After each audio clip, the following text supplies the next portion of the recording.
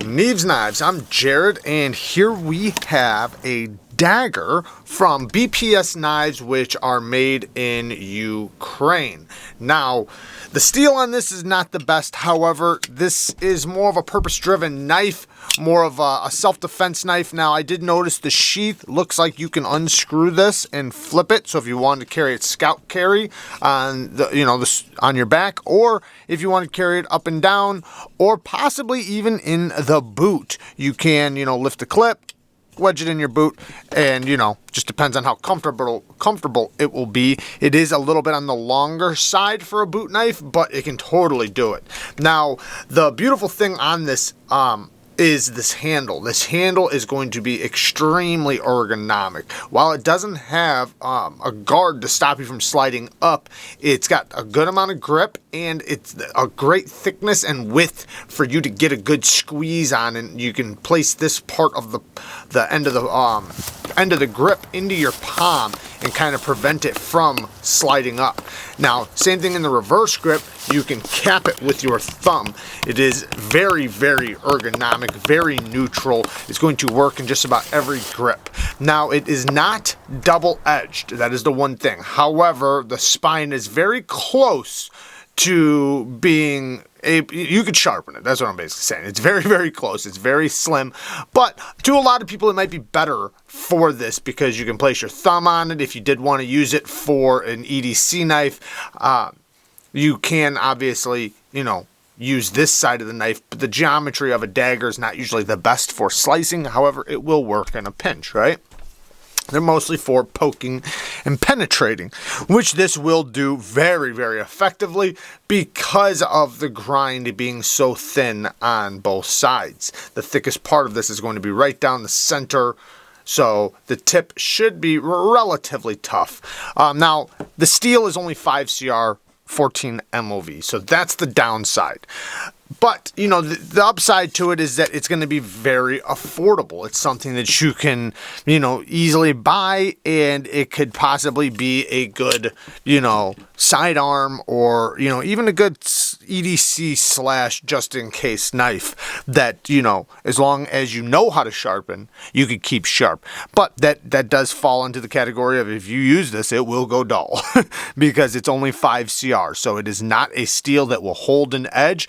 So it just is what it is. Now, as far as the sheath goes, it's really, really good. I actually like this sheath. It makes it to where you can actually put it in any direction. So even if I go this way, it will work just the same.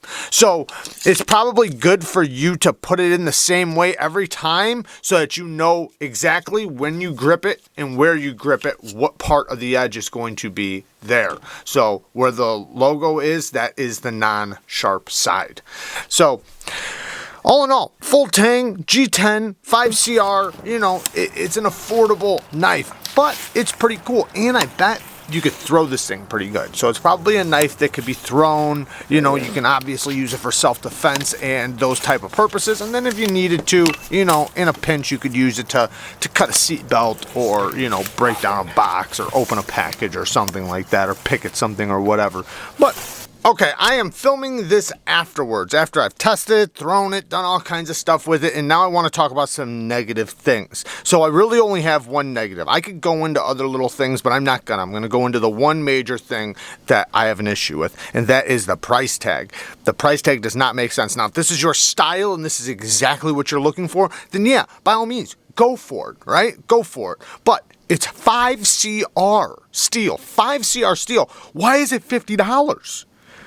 5CRs like for $10 knives, right? This should be a $15 knife at most, I won't even spend on any folding knife that's 8CR, I won't spend more than $20, and that's a better steel than this. And I don't even like to use that steel, but I understand this is a purpose-driven knife. I get it. It's a purpose-driven knife. Does it need to have a crazy good steel? No, it does not. But the price tag should reflect the materials, right? And I don't see this thing being a $50 knife whatsoever. I think that it should be much, much less. And even the little details, it's not like that this thing is done to a high level of which you see from $50 knives.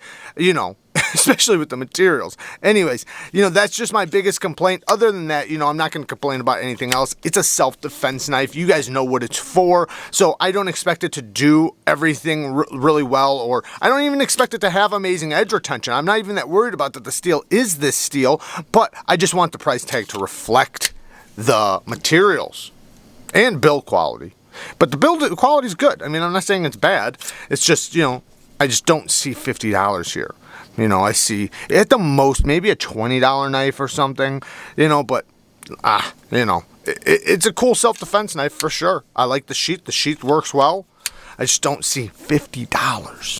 Also, I do want to mention I did try to put it in my boot, and this does not make a good boot knife. It's just a little bit too big, and this is too uncomfortable. You need a leather sheath in order for this to be a good boot knife. I just want to take that back because I put it in the video. I said something about it possibly being a good boot knife. Yes, you can spin this to carry scout carry. You can carry it on your hip. But as far as boot carry goes, you're going to want to get a leather sheath for something like this. But anyways, there you guys go. I love you guys. Thank you guys for watching. Peace.